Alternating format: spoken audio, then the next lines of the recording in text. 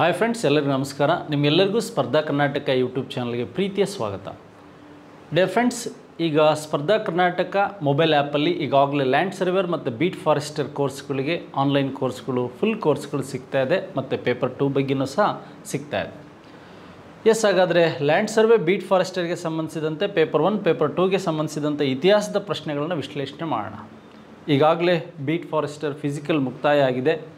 Physical ಯಾರ್ಯಾರ್ದಾಗಿದೆ ಅವರು ನಮ್ಮ ಸಂಸ್ಥೆಯ ಮೊಬೈಲ್ ಆ್ಯಪಲ್ಲಿ ಬೀಟ್ ಫಾರೆಸ್ಟರ್ ಫುಲ್ ಪ್ಯಾಕೇಜ್ ಮತ್ತು ಬೀಟ್ ಫಾರೆಸ್ಟರ್ ಮ್ಯಾಥ್ಸ್ ಈ ಕೋರ್ಸ್ಗಳಿಗೆ ನೀವು ಆನ್ಲೈನ್ ತರಬೇತಿಯನ್ನು ಪಡಿಬೋದು. ಹಾಗಾದರೆ ನಮ್ಮ ಸ್ಪರ್ಧಾ ಕರ್ನಾಟಕ ಆಫ್ಲೈನಲ್ಲಿ ಈ KS, PSI, FD, SDA ಮತ್ತು ಗ್ರೂಪ್ ಸಿ ಪರೀಕ್ಷೆಗಳು ಮತ್ತು ಬ್ಯಾಂಕಿಂಗ್ ಸೆಕ್ಟರಲ್ಲಿರ್ತಕ್ಕಂಥ ಪರೀಕ್ಷೆಗಳಿಗೆ ಹೊಸ ಬ್ಯಾಚ್ಗಳು ಆರಂಭಗೊಂಡಿದೆ. ನೀವು ಆಸಕ್ತರು ಜಾಯಿನ್ ಆಗ್ಬೋದು. ಎಸ್, ಹಾಗಾದರೆ ನಮಗೆ ಮುಂಬರುವ ಲ್ಯಾಂಡ್ ಸರ್ವೇರ್ ಮತ್ತು ಬೀಟ್ ಫಾರೆಸ್ಟರ್ ಅಥವಾ ಇನ್ನೂ ಬೇರೆ ಪರೀಕ್ಷೆಗಳಿಗೆ ಯಾವ ರೀತಿಯ ಒಂದು ತಯಾರಿ ಇರಬೇಕು ಇತಿಹಾಸದ ವಿಷಯಗಳಲ್ಲಿ ಅಂತ ಮಾತಾಡ್ತಾ ಹೋಗೋಣ. 1857ರಲ್ಲಿ ಕಲ್ಕತ್ತಾ, ಮುಂಬೈ ಮತ್ತು ಮದ್ರಾಸ್ಗಳಲ್ಲಿ ವಿಶ್ವವಿದ್ಯಾನಿಲಯಗಳ ಪ್ರಾರಂಭಕ್ಕೆ ಆಧಾರ ಯಾವುದು ಅಂತ ಕೇಳಿದ್ದಾರೆ. ದ ಮೇನ್ ಸೋರ್ಸ್ ಆಗಿದ್ದು ಯಾವುದು ಅಂತ ಕೇಳಿದ್ದಾರೆ. ನೋಡಿ, ನಮಗೆ ಈ ಇಷ್ಟು ಆಯೋಗಗಳ ಬಗ್ಗೆ ಬೇರೆ ಬೇರೆ ವಿಧಾನದಲ್ಲಿ ಪ್ರಶ್ನೆಗಳನ್ನು ಕೇಳೋ ಸಾಧ್ಯತೆ ಇರುತ್ತೆ. ನೋಡಿ, ಮೆಕಾಲೆ ಮಿನಿಟ್ ಅಂತ ಕರಿತೀವಿ, ಮೆಕಾಲೆ ಟಿಪ್ಪಣಿ ಅಂತ ಕರಿತೀವಿ. ಇಂಡಿಯನ್ ಪೀನಲ್ ಕೋಡ್ ಸ್ಟಾರ್ಟ್ ಮಾಡಿದಂಥ ಮೆಕಾಲೆ ಅಥವಾ ಪ್ರಿಪೇರ್ ಮಾಡಿದಂಥ ಮೆಕಾಲೆ ಬಗ್ಗೆ ಮಾತನಾಡೋದಾದರೆ 1835 ಈ ಮಾರ್ಚ್ ಏನಿದೆ, ಮಾರ್ಚ್ 7ನೇ ತಾರೀಕು, 835 ಮಾರ್ಚ್ 7ನೇ ತಾರೀಕು ಭಾರತದಲ್ಲಿ ಇಂಗ್ಲೀಷ್ ಶಿಕ್ಷಣ ಮತ್ತು ಆಡಳಿತ ಭಾಷೆಯನ್ನು ಜಾರಿಗೆ ತರಲಾಗುತ್ತೆ ಅಂತಕ್ಕಂಥದ್ದು ಈ ವಿಲಿಯಂ ಬೆಂಟಿಕ್ ಕಾಲದಲ್ಲಿ ಮೆಕಾಲೆ ಟಿಪ್ಪಣಿ, ಮೆಕಾಲೆ ಮಿನಿಟ್ ಅಂತ ಕರಿತೀವಿ. ಇದ್ರ ಬಗ್ಗೆ ನಿಮಗೆ ಗೊತ್ತಿರಬೇಕು. ಎಸ್, ಹಾಗಾದರೆ ಈ ಮೆಕಾಲೆ ಟಿಪ್ಪಣಿ ಮತ್ತು ಮೆಕಾಲೆ ಅಂತಕ್ಕಂಥವ್ರು ವಿಶೇಷವಾಗಿ ಭಾರತದ ಇಂಗ್ಲೀಷ್ ಶಿಕ್ಷಣದ ಪಿತಾಮಹ ಅಂತ ಕರಿತೇವೆ.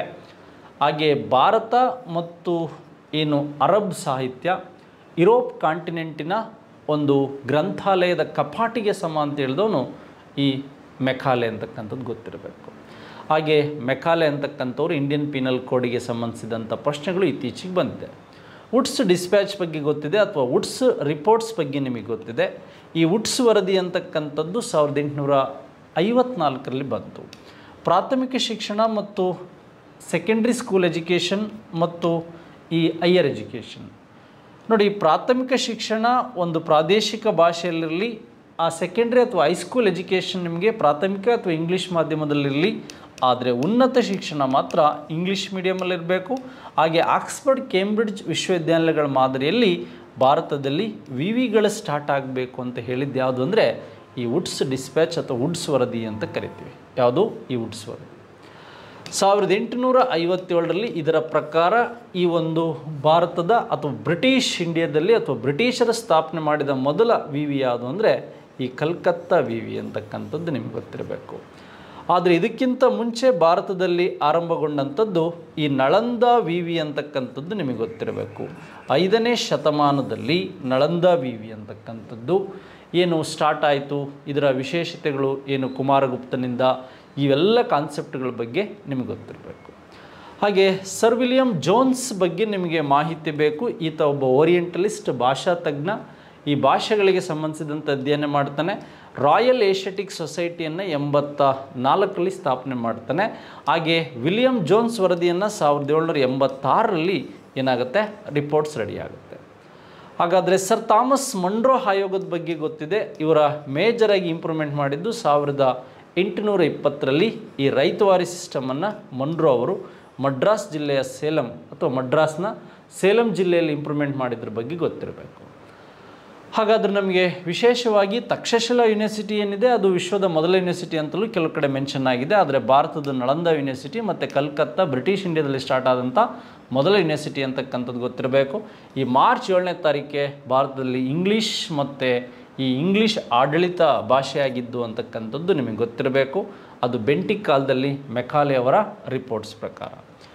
ಎಸ್, ಹಾಗಾದರೆ ಮುಂದಿನ ಪ್ರಶ್ನೆ ನೋಡೋಣ ಸ್ನೇಹಿತರೆ.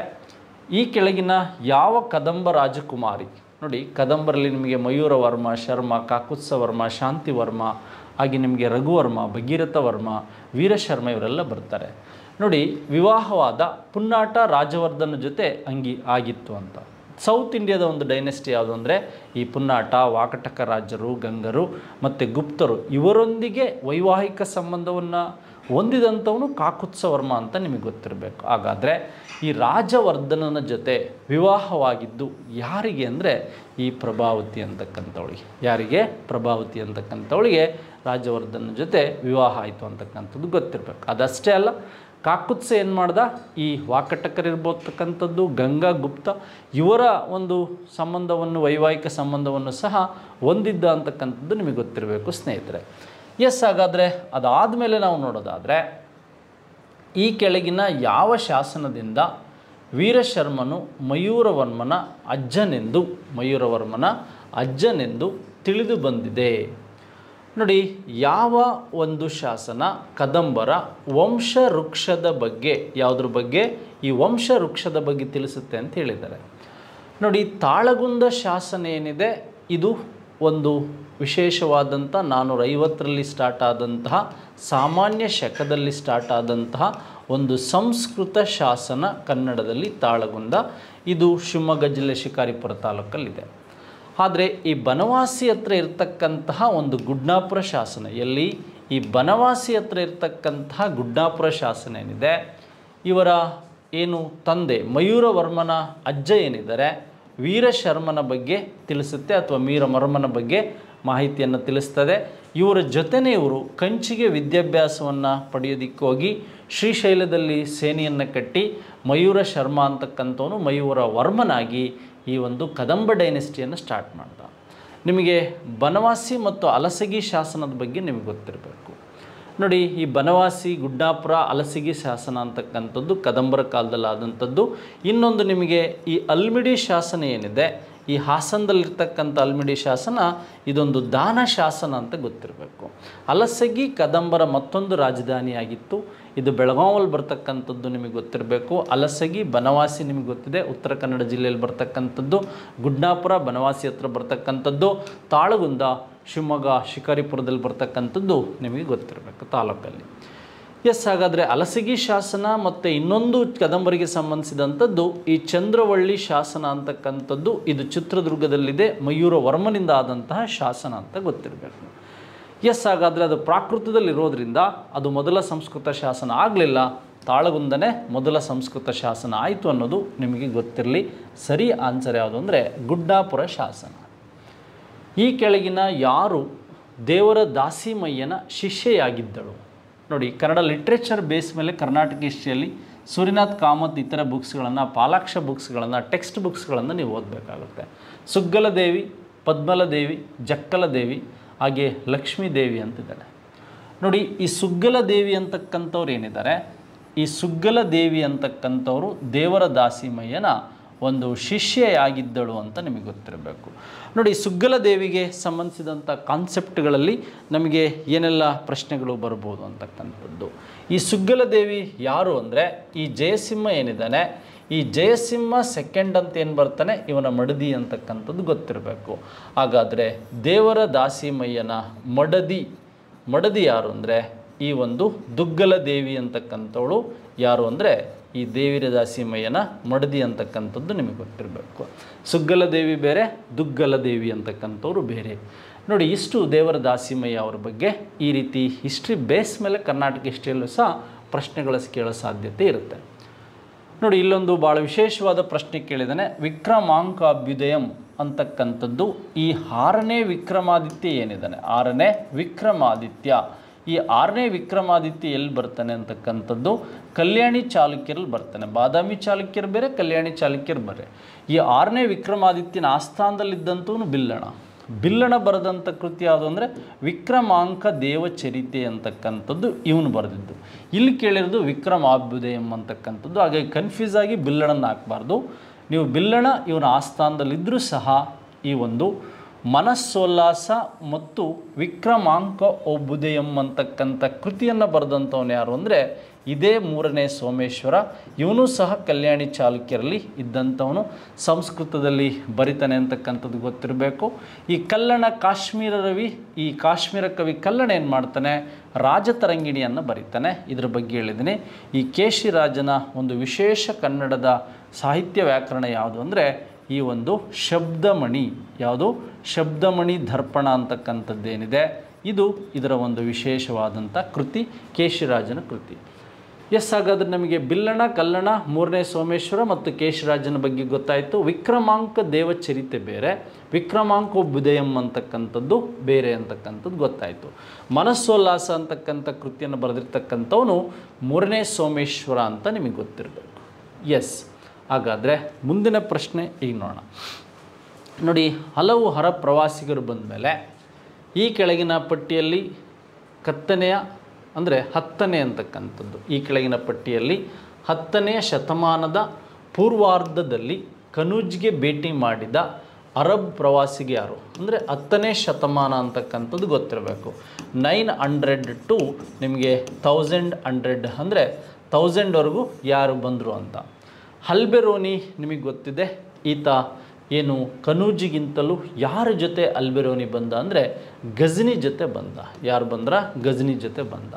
ನೋಡಿ, ಗಜನಿ ದಂಡಯಾತ್ರೆಗಳು 1112 ಅಂದರೆ 1000ದಿಂದ 1020 ಅಂದರೆ 11ನೇ ಶತಮಾನದಲ್ಲಾದಂಥ ಘಟನೆಗಳು. ಹಾಗೆ ಮಸೂದ್ ಇದೆ, ಅಲ್ ಬಹಾದುರಿ ಇದೆ, ಹಾಗೆ ಹಲ್ ಮೈದೋನಿ ಅಂತಕ್ಕಂಥದ್ದಿದೆ. ಆದರೆ ಕನೂಜಿಗೆ ಭೇಟಿ ನೀಡಿದವರು ಇಲ್ಲಿ ಯಾವುದೇ ನಮಗೆ ವಿಶೇಷವಾಗಿ ಪಾಹಿಯಾನ ಇಲ್ಲ, ಹೊಯನತ್ ಸಾಂಗ್ ಇಲ್ಲ. ಅಲ್ಲಿ ಕೇಳಿದರೆ ಏನು ಕೇಳಿದರೆ ಅರಬ್ ಪ್ರವಾಸಿಗ ಅಂತ ಕೇಳಿದ್ದಾರೆ. ಹಾಗಾಗಿ ಯಾರು ಇವರ ಆಸ್ಥಾನಕ್ಕೆ ಬಂದಂಥವನು ಅಂದರೆ ಮಸೂದಿ ಅಂತಕ್ಕಂಥದ್ದು ಗೊತ್ತಿರಬೇಕು. ಯಾರು ಅಂದರೆ ಮಸೂದಿ ಅಂತಕ್ಕಂಥದ್ದು ಗೊತ್ತಿರಬೇಕು. ಇದಕ್ಕೆ ರೈಟ್ ಆನ್ಸರ್ ಯಾವುದು ಅಂದರೆ ಮಸೂದಿ. ಈಗಾಗಲೇ ಇಂದಿನ ವಿಡಿಯೋಗಳಲ್ಲಿ ನಾನು ಈ ಒಂದು ಕವಿಗಳ ಬಗ್ಗೆ, ಅರಬ್ ಪ್ರವಾಸಿಗರ ಬಗ್ಗೆ ಡೀಟೇಲ್ಸಾಗಿ ಮಾತಾಡಿದ್ದೀನಿ. ಇಂದಿನ ವಿಡಿಯೋಗಳನ್ನು ಸಹ ನೀವು ನೋಡ್ಬೋದು. ಕೇರಳದಲ್ಲಿ ಆರಂಭವಾದ ಸಮೋಚ್ಚ ಧಾರ್ಮಿಕ ಚಳುವಳಿಯು ಕರ್ನಾಟಕದಲ್ಲಿಯೂ ಹರಡಿತು ಹಾಗೂ ಅಲ್ಲಿನ ಜನರನ್ನು ಇಂದಿಗೂ ಪ್ರಭಾವಿಸಿದೆ. ಅದು ಯಾವುದು? ಜ್ಯೋತಿಬಾ ಫುಲೆ ಅವರು ಅಂದರೆ ಇವರ ಒಂದು ಸತ್ಯಶೋಧಕ ಸಮಾಜ ಅಂತಕ್ಕಂಥದ್ದು ಗೊತ್ತಿರಬೇಕು. ಸ್ವಾಮಿ ವಿವೇಕಾನಂದ ಅವ್ರದ್ದು ರಾಮಕೃಷ್ಣ ಮಿಷನ್ ಅಂತಕ್ಕಂಥದ್ದು ಗೊತ್ತಿರಬೇಕು. ಥಿಯೋಸಾಫಿಕಲ್ ಸೊಸೈಟಿ ಅವರು ಅಂತಕ್ಕಂಥದ್ದು 1882ರಲ್ಲಿ ಅನಬಿಸೆಂಟ್ ಅಂತಕ್ಕಂಥವರು ಈ ಅಡಿಯಾರ್ನಲ್ಲಿ ಥಿಯೋಸಾಫಿಕಲ್ ಸೊಸೈಟಿಯನ್ನು ಸ್ಟಾರ್ಟ್ ಮಾಡಿದರು. ನೋಡಿ, ಈ ಮೇಲ್ಜಾತಿಯವರ ವಿರುದ್ಧ ಕೆಳಜಾತಿಯವರು ಕೇರಳದಲ್ಲಿ ನಡೆಸಿದಂಥ ಚಳವಳಿ, ಹರಿವಿಪ್ಪಂ ಚಳವಳಿ ಇರ್ಬೋದು, ವೈಕ್ಯಂ ಚಳವಳಿ ಇರ್ಬೋದು, ಹಾಗೆ ಒಂದೇ ಜಾತಿ ಒಂದೇ ಧರ್ಮ, ಹಾಗೆ ಒಬ್ಬನೇ ದೇವರು, one caste one religion, god of one man ಅಂತ ಹೇಳಿದಂಥವ್ರು ಯಾರು ಅಂದರೆ ಈ ನಾರಾಯಣ ಗುರುಗಳು. ಈ ನಾರಾಯಣ ಗುರುಗಳ ಒಂದು ಪ್ರಭಾವ ಅಥವಾ ಕೇರಳದಲ್ಲಿ ಆರಂಭಗೊಂಡಿದ್ದು. ಹೇಗೆ ನಿಮಗೆ ಸೆಲ್ಫ್ ರೆಸ್ಪೆಕ್ಟ್ ಮೂಮೆಂಟ್ ತಮಿಳುನಾಡಲ್ಲಿ ರಾಮಸ್ವಾಮಿ ನಾಯರ್ ಸ್ಟಾರ್ಟ್ ಮಾಡಿದ್ರು, ಹಾಗೆ ನಾರಾಯಣ ಗುರುಗಳು ಈ ಒಂದು ಒಂದೇ ಜಾತಿ ಒಂದೇ ಧರ್ಮ ಒಬ್ಬನೇ ದೇವರು ಅನ್ನೋ ಕಾನ್ಸೆಪ್ಟ್ ಮೇಲೆ ಈ ಸ್ಟೋರಿಗಳನ್ನು ಬಿಲ್ಟ್ ಮಾಡಿದರು ಅಂತ ಗೊತ್ತಿರಬೇಕು. 7ನೇ ಪ್ರಶ್ನೆಗೆ ಆಪ್ಷನ್ 3 ಸ್ನೇಹಿತರೆ ಸರಿಯಾದ ಉತ್ತರ. ಎಸ್, ಸಮಾಜದ ಎಲ್ಲ ವರ್ಗಗಳು ಹಾಗೂ ಸಮುದಾಯಗಳಿಗೆ ಸಾಮಾಜಿಕ ನ್ಯಾಯ, ಸೋಷಿಯಲ್ ಜಸ್ಟಿಸ್ ಅಂತ ಒಂದು ಮಾತು ಬರ್ತಾ ಇದೆ, ರಿಸರ್ವೇಷನ್ ಮೀಸಲಾತಿ ಒದಗಿಸುವ ಅವಕಾಶವನ್ನು ಮನಗಂಡು ಮೈಸೂರು ಮಹಾರಾಜರು ಅದಕ್ಕಾಗಿ ಒಂದು ಸಮಿತಿಯನ್ನು ನಿಯೋಜಿಸಿದರು. ಅದು ಯಾವುದು ಅಂತ ನಮಗೆ ತುಂಬ ಈಸಿಯಾಗಿ ಗೊತ್ತಾಗುತ್ತೆ. ಈ ಸಮಿತಿಯನ್ನು ವಿರೋಧಿಸಿ 1918ರಲ್ಲಿ ಈ ಒಂದು ಸರ್ MV ಅವರೇನು ಮಾಡ್ತಾರೆ, ರಾಜೀನಾಮೆ ನೀಡ್ತಾರೆ. ಈ ಜಸ್ಟಿಸ್ ಮಿಲ್ಲರ್ ಸಮಿತಿ ಈ ಕಾಂತರಾಜ್ ಅರಸು ಕಾಲದಲ್ಲಿ 1919ರಿಂದ 1922ರವರೆಗೆ ಮೈಸೂರಲ್ಲಿತ್ತು ಅಂತಕ್ಕಂಥದ್ದು ಗೊತ್ತಿರಬೇಕು. ಈ ಸರ್ಕಾರಿ ಕೆಲಸದಲ್ಲಿ ಹಿಂದುಳಿದ ವರ್ಗದವರಿಗೆ ಮೀಸಲಾತಿಯನ್ನು ನೀಡಬೇಕು ಅನ್ನುವಂಥ ಕಾನ್ಸೆಪ್ಟನ್ನು ಒಳಗೊಂಡಿದ್ದೇ ಈ ಜಸ್ಟಿಸ್ ಮಿಲ್ಲರ್ ಸಮಿತಿ ಅಂತ ಗೊತ್ತಿರಬೇಕು. 1919ನಲ್ಲಿ ಇಂಪ್ರೂವ್ಮೆಂಟ್ ಆಯಿತು. ಇದನ್ನು ವಿರೋಧಿಸಿ ರಾಜೀನಾಮೆ ನೀಡಿದವರೇ ಸರ್ ವಿಶ್ವೇಶ್ವರಯ್ಯ ಅಂತಕ್ಕಂಥದ್ದು ಗೊತ್ತಿರಬೇಕು. ಎಸ್, ಹಾಗಾದರೆ ಈ ಜಸ್ಟಿಸ್ ಮಿಲ್ಲರ್ ಸಮಿತಿಯ ಬಗ್ಗೆಯೂ ಸಹ ನಾವು ಮಾತಾಡಿದೆ. 1881ರಲ್ಲಿ ಸ್ಥಾಪಿಸಲಾದ ಮೈಸೂರು ಪ್ರತಿನಿಧಿ ಸಭೆಯ ಮುಖ್ಯ ಉದ್ದೇಶವೇನಾಗಿತ್ತು? ನೋಡಿ, ಈ ಸಿ ರಂಗಾಚಾರ್ಲು ಏನಿದ್ದಾರೆ, ಈ